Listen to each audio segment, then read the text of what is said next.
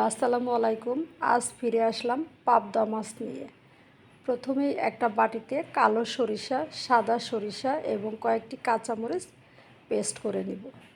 তারপরে মাছগুলোতে ধুয়ে পরিষ্কার করে পানি ঝরিয়ে একটু লেবু রস দিয়ে হলুদ, মরিচের গুঁড়ো এবং লবণ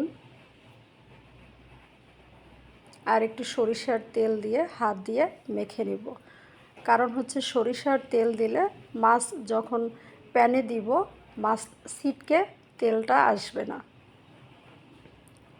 এবং মাছটা ফেটে যাবে না, এই কারণে সরিষার তেলটা দেওয়া। এবারে একটা প্যানে তেল গরম করে তার মধ্যে একে একে মাছগুলো সুন্দর করে ভেজে নিব।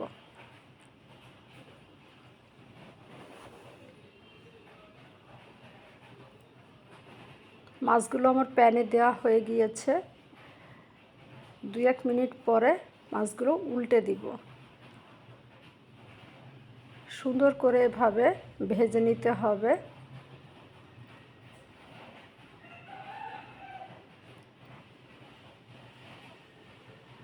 একটু লাল লাল করে ভাজতে হবে।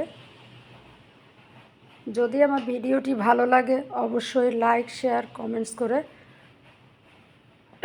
পাশে থাকবেন। আরেকটি প্যানে কিছু রান্নার রেগুলার তেল দিয়ে তার মধ্যে তেজপাতা, একটা শুকনো লঙ্কা এবং কিছু কালো জিরা ফোড়ন দিয়ে একটু নেড়ে চেড়ে নিব। এরপরে দিয়ে দিব কয়েকটি টমেটো কুচি। টমেটো কুচি একটু নেড়ে চেড়ে তারপর দিয়ে দেবো একে একে হলুদ, মরিচের গুঁড়ো, পরিমাণ মতো লবণ দিয়ে মশলাটি ভালো করে কষিয়ে নিব।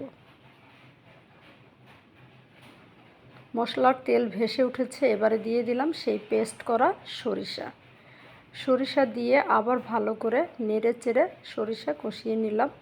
এবারে দিয়ে দিলাম পরিমাণ মতো পানি দিয়ে যখন উতলা আসছে তখন একে একে মাছগুলো দিয়ে একটু নেড়ে চেড়ে রান্না করে নেব। 5 থেকে 7 মিনিটের মতো রান্না করে নেব। তারপরে চলে আসলাম পরিবেশনের পালা। যদি ভালো লাগে ভিডিওটি অবশ্যই লাইক, শেয়ার, কমেন্টস করে পাশে থাকবেন। ধন্যবাদ।